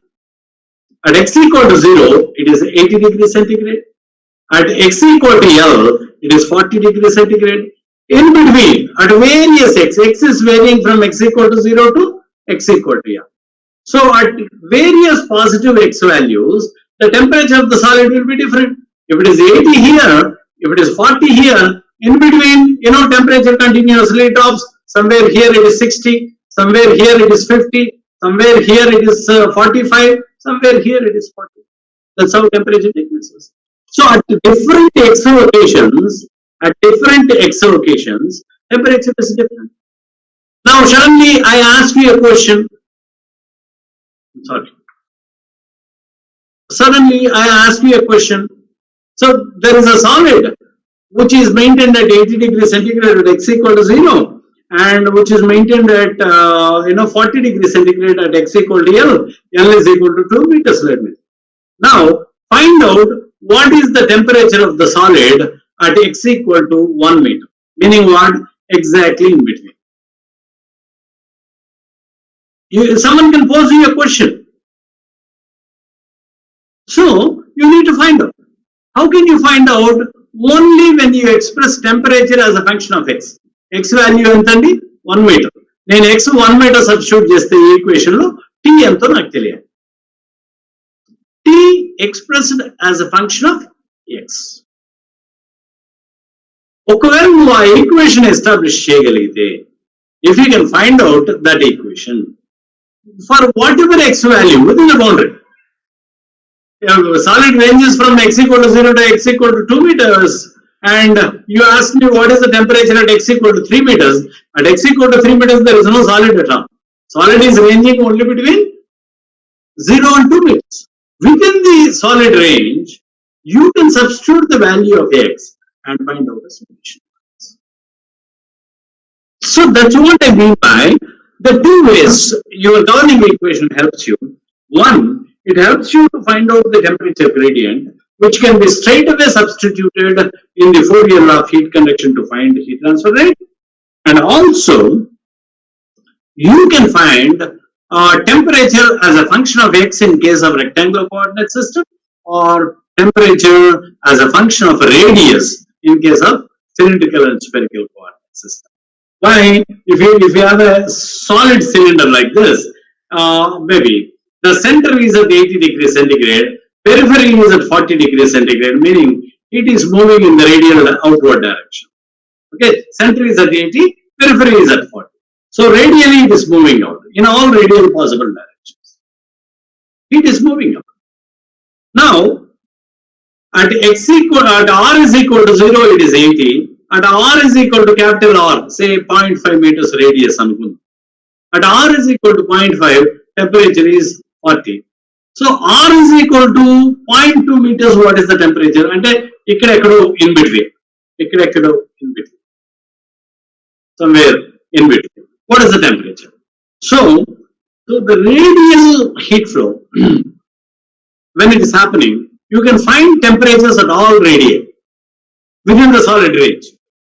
Solid ఎక్కడ ఏ radius దగ్గర start అవుతుంది, ఏ radius దగ్గర end అవుతుంది. ఈ రెండింటి మధ్యలో you can find out the temperature at any given R. ఇది కావాలంటే మనం ఏం చేయాలి, T is equal to function of R. R terms లో ఒక ఈక్వేషన్ ఉంటే ఆర్ వాల్యూ అక్కడ సబ్స్టిట్యూట్ చేసి క్యాలిక్యులేటర్ ఆపరేట్ చేస్తే నాకు టీ వాల్యూ వచ్చేది. T as a function of R, R do T by do R, R do T by do X, R T as a function of X, depending on whether it is Cartesian, cylindrical, and spherical system.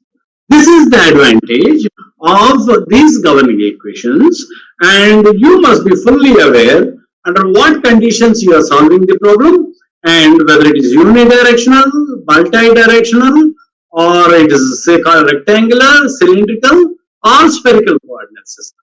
Now, for all these systems, for all assumptions that we have made, I have listed all these governing equations. Now, what is your duty? I told you they are all second order differential equations, right? When they are second order differential equations, in order to get temperature, you need to integrate it twice.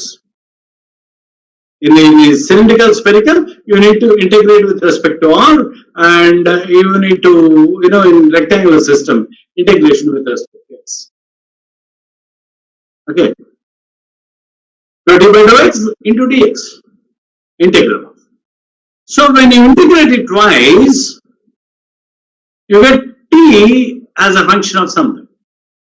But when it is not under definite integration, it is not a definite integration, there is not an integration between the limits, you get a constant, integration constant. When these governing equations, very simple, let me say,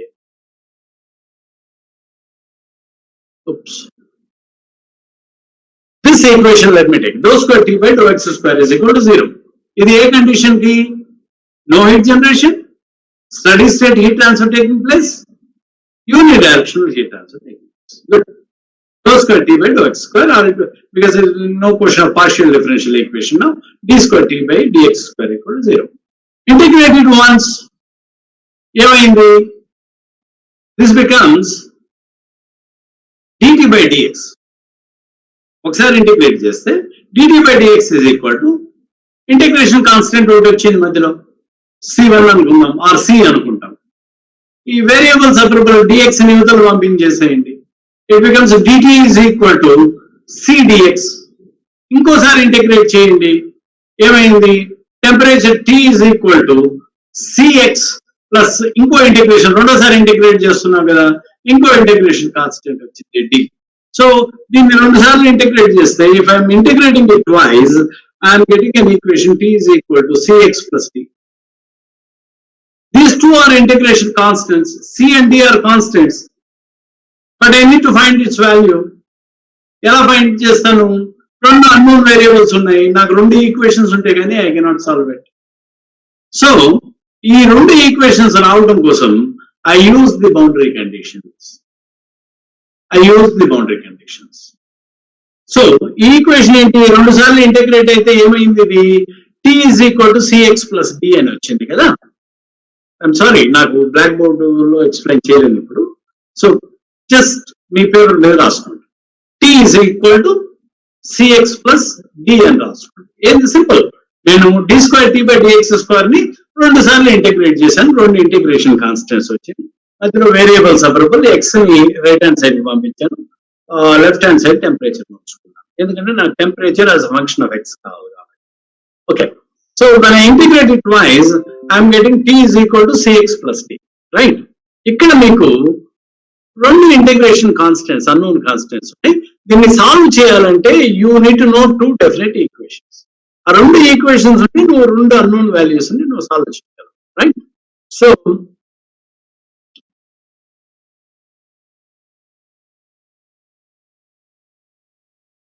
let me say ఇలాంటి boundary condition ఉందనుకుందాం. అంటే రెండు వైపులా నాకు temperature తెలుసు, known temperature boundary condition ఉందనుకుందాం. At x equal to 0, T is equal to 150.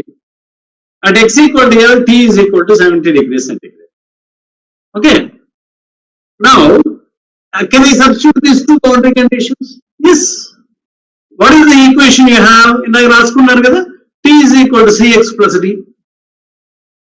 T anta, ekkada x equal to 0 దగ్గర T anta 150. That's boundary condition 1.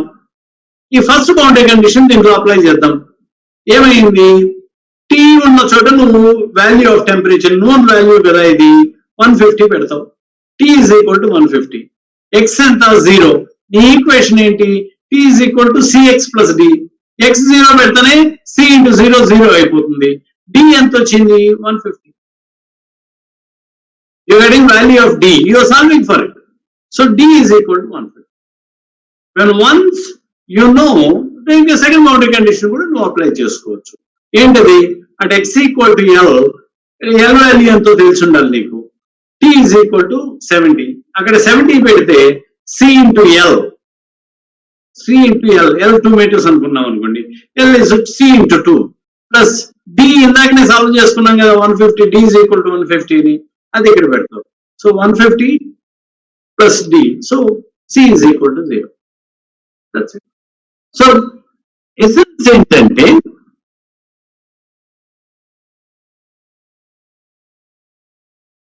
the procedure that we are following ఏంటంటే governing equations అన్ని కూడా second order differential equations.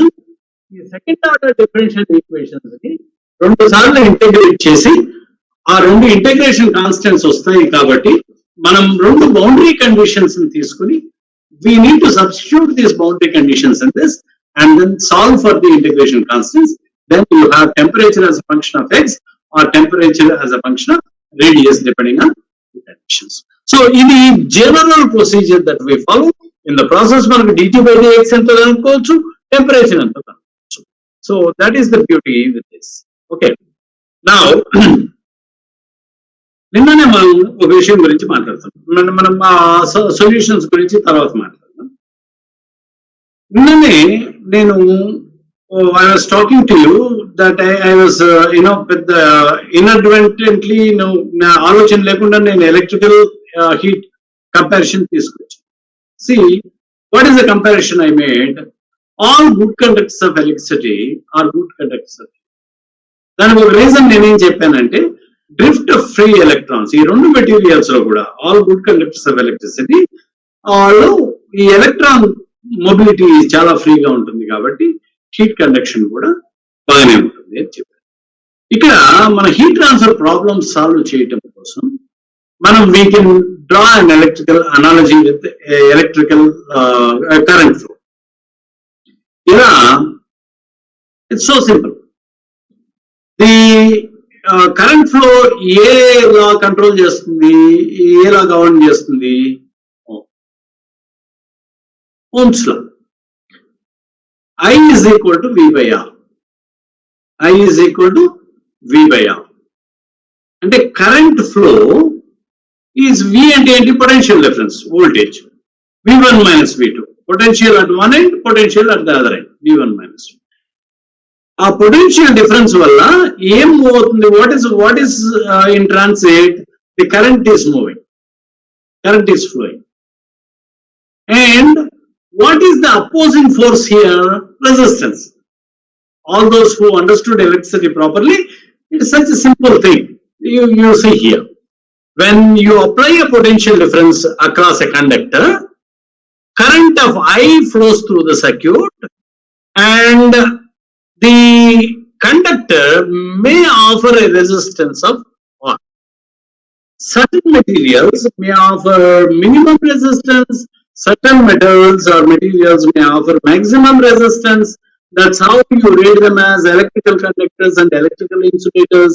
And those materials which are bad conductors of electricity, we call them as insulators. Similarly, ఇక్కడ analogy ఎంత similarity ఉందో చూడండి. When I apply this analogy, what is the driving force in heat transfer, what is the driving force of the heat to travel? It is temperature difference. Temperature difference is the driving force. Temperature difference వల్లనే heat flow అవుతుంది. ఇక్కడ voltage difference వల్ల ఏం flow అవుతుంది? Current is in transit. ఇక్కడ heat transfer. Now I can be compared with Q, and temperature difference delta T can be compared with potential difference voltage. I is equal to V by R. Okay, I is equal to V by R. Now, what is my Fourier law of heat conduction? Q conduction is equal to minus Ka dt by dx అన్నాం కదా. dt ఏంటి? Final temperature minus initial temperature. Final temperature ఎంత? T2. Initial temperature ఎంత? T1. Final temperature ఏమో T2, initial temperature T1. dt ఏమైంది? T2 minus T1. dx ఏమి? Final x value minus initial x value. Range of the solid మనం ఏమనుకున్నాం? Solid is ranging from x equal to 0 to x equal to L అనుకున్నాం. Final x value L minus initial x value 0. So dx is L, dt is T2 minus T1. ముందు minus sign ఉండేది కదా, minus Ka dt by dx. So minus లోపల పంపిస్తే it becomes T1 minus T2. So slab equation లో నేను conduction heat transfer, those boys and girls who are already good at heat transfer, maybe you may feel that I am going a bit slow with this, but I should take care of those boys and girls who are yet to comprehend things, right? So I don't know, had it been a class, probably you would have nodded, I would have gone further. Now I cannot see your reactions, and therefore, so please bear with me. Now when you write Q conduction, it is equal to Ka into T1 minus T2.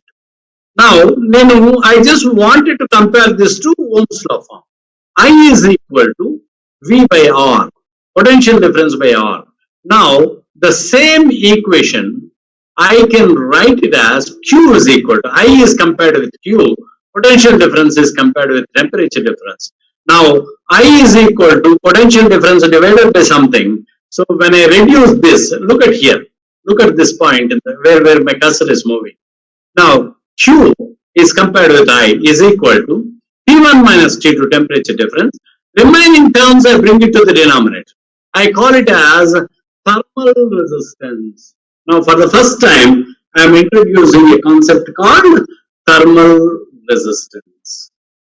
The thermal resistance is similar to electrical resistance. Now, what is the thermal resistance R here? R, ఇప్పుడు ఈ equation మిగిలినవన్నీ denominator పంపించాలి కాబట్టి Q is equal to T1 minus T2 divided by L by Ka అని రాయాలి. Ka ఇక్కడ ఉంది కదా, ఇక్కడ తీసుకొస్తే L by Ka. So L by Ka, I call it as thermal resistance, or wall or thermal resistance. Thermal resistance units are generally degree centigrade per watt. Degree, simple just say so. This is R కదా, Q is in watt, temperature difference is in degree centigrade. So R ఇక్కడ పంపించి Q ఇక్కడ పంపిస్తే degree centigrade per watt. That's how you get it. Now, friends, did we draw a very good analogy? Now, by drawing this analogy, most complicated heat transfer problems can be solved very, very easily. Before that, please permit me to talk about thermal resistance a little more. Thermal resistance, ఇందాక ఎలాగైతే electrical resistance ఉందో, electrical resistance offers opposing force to the current. Similarly, the thermal resistance offers opposing force to, it opposes the heat transfer. Meaning, a material having higher thermal resistance cannot allow heat transfer to flow through it very freely, or it only restricts the heat transfer. Now, on what parameters R depends? On what parameters R depends? R depends. Now, look at the slab equation or the Cartesian coordinate equation. R is equal to L by Ka. Thermal resistance అనేది, it involves the property as well as the geometry of the solid. Please remember, it is not a property, whereas electrical resistance is a property of the material. Whereas here, it is, of course, అక్కడ కూడా resistivity area రెండు picture లెక్క వస్తుంది. Resistivity multiplied by area, okay, is electrical resistance. So ఇక్కడ అక్కడ కూడా geometry picture లెక్క ఉంది, ఇక్కడ కూడా జామెట్రీ పిక్చర్ లెక్క వచ్చింది. సో ఎల్ అనేది జామెట్రీ, ఎంత థిక్నెస్ ఉంది సాలిడ్, ఎంత దూరం హీట్ ట్రాన్స్ఫర్ జరుగుతుంది. ఏ అనేది area perpendicular to the heat flow direction. K is the property of the material. So దీన్ని బట్టి you can decide whether R should be higher, R should be lower, depending on your application. Me application మీకు ఎక్కువ heat transfer, it shall not allow the heat transfer readily to transfer through it. Then you should have more bigger or higher R value.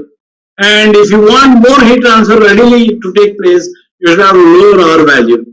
A simple case I'll tell you. Now, the spoon that you take, normally to stir hot coffee, or your mother uses a spoon to stir something when she is cooking on the stove. Now, the food stuff that is being cooked is very hot, but she can stir it with a spoon. Now, what is the material she is using for the spoon? It is stainless steel.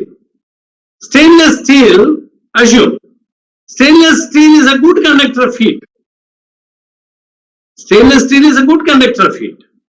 Now, when she is, whether they have made it deliberately or not, but she is comfortably holding the stainless steel spoon at another end, and she is not feeling the heat. She is stirring for whatever time she is.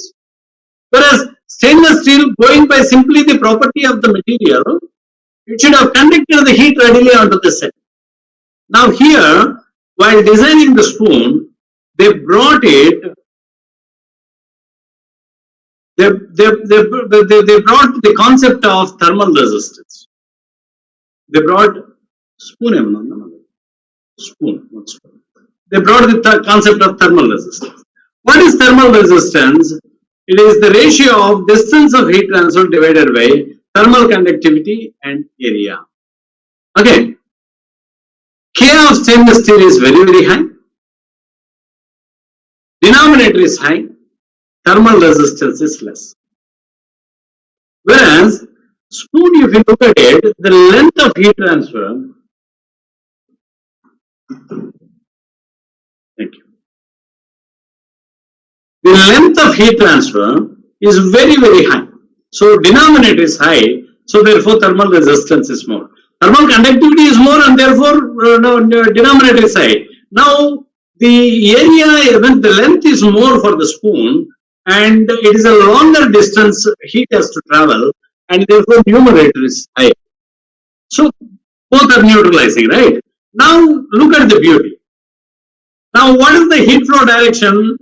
Because you are stirring it like this, heat should move in this direction, to upwards, right?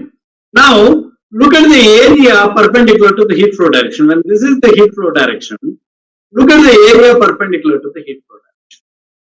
Okay, what is the area perpendicular to the heat flow direction? Almost negligible. It is like a line. I don't know. You can take a spoon at your home and look at it, because all of you are in lockdown condition. You can take a spoon and look at it. So the area, cross-sectional area perpendicular to the heat flow direction, is almost made negligible, almost zero. There is no area at all. Now look at the beauty. The spoon is made of stainless steel. The spoon is made of stainless steel, and the thermal conductivity is, though it is very high, length is more, area is negligible. When you are multiplying a finite quantity with almost equal to zero, or no area, or very low area, entire denominator is becoming a small. Now length is higher, denominator is smaller because of the product K. Area is deliberately made very, very small, almost negligible. Now what is happening? The denominator being smaller, resistance is very, very high. Though it is a good conductor, you have applied the simple Fourier law of heat conduction.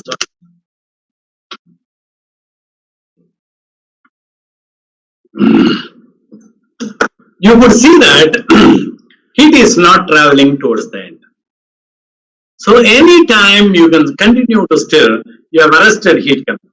So the concept of thermal resistance comes very, very handy to you in designing the heat transfer applications.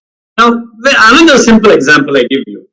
The steel tumbler, if you are served coffee in a steel tumbler, there are edges, right? I leave this question to you. There are edges. When you hold at the edges of the tumbler, you don't feel the heat. Whereas if you hold it somewhere in the middle of the tumbler, steel tumbler, you cannot hold it, right? So what is the magic happening at the end? Again, the thermal resistance concept is brought in. Area is reduced, length is increased, and heat transfer. The same stainless steel. So you can have innumerable number of examples for the thermal resistance. And not only that, having an understanding on thermal resistance, now hereafter, when you are analyzing a heat conduction problem, you should be invariably talking about higher resistance material or structure or lower resistance structure. So the configuration that you have taken, if it is offering higher thermal resistance, it is arresting the heat transfer irrespective of the material. This now I took the case of stainless steel. Okay, so that's how. And also this helps you solve the heat transfer problems very, very easily. Now similarly, well, without wasting time, when I apply the electrical analogy here, Q is to I, temperature difference to voltage difference, everything that comes to the denominator shall be resistance. This time I have taken the convection equation. R convection is equal to 1 by HA. See, because HA is here, and if I push it to the denominator, it becomes 1 by HA. No wonder. It's simple mathematics. So R convection is equal to 1 by HA. Hereafter, whenever you are talking about convection heat transfer, you can know about the resistance offered by the heat transfer in the heat transfer path, and this resistance is always calculated using 1 by HA. Whereas in slab conduction, it is L by KA. You need to remember all this, my dear friends. You need to remember. And if it is a mixed mode of heat transfer, meaning there is air circulated here, convection is happening, conduction is happening through this material, and convection is happening at the end. It is 1 by HA, L by KA, 1 by H2A, H1 for inner heat transfer coefficient, and H2 for outer heat transfer coefficient. So any complex system you can solve it. Now all these heat transfer, they are connected in series in the heat transfer flow path. Now you can connect them. It is simple. The resultant resistance is sigma of all individual resistances because they are connected in series. So Q is equal to, in this case, if you want me to solve this problem, it's very, very simple. How much heat transfer is taking place? Maybe problem can be like this. Air at 60 degrees centigrade is moving inside the surface, and the material has certain thickness L and thermal conductivity A. The surface area is A, and outside air is at 40 degrees centigrade. Heat transfer coefficient here is H1. Heat transfer coefficient here is H2. To draw this network and find out, write the resistance. This is convection, write convection resistance. This is solid conduction in a slab, write L by Ka. This is convection, again write convection equation. Now they are all connected in series. If you ask me what is Q, Q is equal to initial temperature minus final temperature, T infinity 1 minus T infinity 2, divided by sigma of all the resistances. Simply, you can solve this problem. Okay. Now, plane wall, I think I've explained it to you. And thermal resistance, I'll explain it to you tomorrow. And you can also use the composite materials. You can solve the problems on composite materials. What do I mean by composite materials? Material 1 is made of, say, brick. Material 2 is made of wood. Material 3 may be made of cork. They can be 3 different materials. They can be joined together and heat transfer shall happen. And there are a number of examples that you can come across. And for any complicated setup, you can very simply write this thermal network. We start with the initial temperature. Now what is happening between T infinity 1 and TS1? TS1 stands for surface 1. Okay. Between T infinity and TS1, between this and this temperature, what is happening? Convection heat transfer is happening. So what is the convection resistance? Just now we have discussed it is 1 by HA. So first resistance is 1 by HA. And what is the temperature limit? T infinity to TS1. Now between TS1 and T2, what is happening? There is a solid called A. What is its thickness? La. What is the thermal conductivity? K. So between TS1 and T2, between these two temperatures, it is solid A, and see it is in a slab form, rectangular form. L by K1 Ka is the thermal resistance. What is L for it? La. What is K for it? Ka into area, whatever area. Similarly for B, similarly for C, and finally between T2 and T3 it is material 2. Between T3 and T4 it is material 3. And between T4, TS4 and ambient outside, it is convection that is happening again. You can write 1 by H. See, any complicated setup, you can write these thermal resistances and solve for it. Even for, composite materials, where half of the layer is one material, another half is another material. Now heat transfer parallelly happens. Now if you know a little bit of electricity, and when solving the circuits for equivalent resistance, you can straight away apply all those principles here. And resultant resistance, if they are connected in series, R is equal to sigma of R1 plus R2 plus R3. If they are connected in series, 1 by R is equal to 1 by R1 plus 1 by R2, where R is the resultant resistance, R1, R2 are individual resistance. I think any complicated setup you can solve it, right? So, my dear friends, I'm stopping it here, and maybe I thought of completing up to heat generation. One mistake I made today is I took a little long time in clarifying your doubts. Maybe I don't think I can spend so much time clarifying your doubts. Now I'll take a point. Hereafter, I will individually respond to the questions to their mail IDs given, so that I can save some time here. Straight away go with the topic. Here also, today also, I could not solve any problems. Tomorrow we start with a few problems and few possible gate questions, and then come back to this topic. Okay? So, thank you very much, friends, for your patient listening, and looking forward to meet you tomorrow. Take care. All the best. Good night.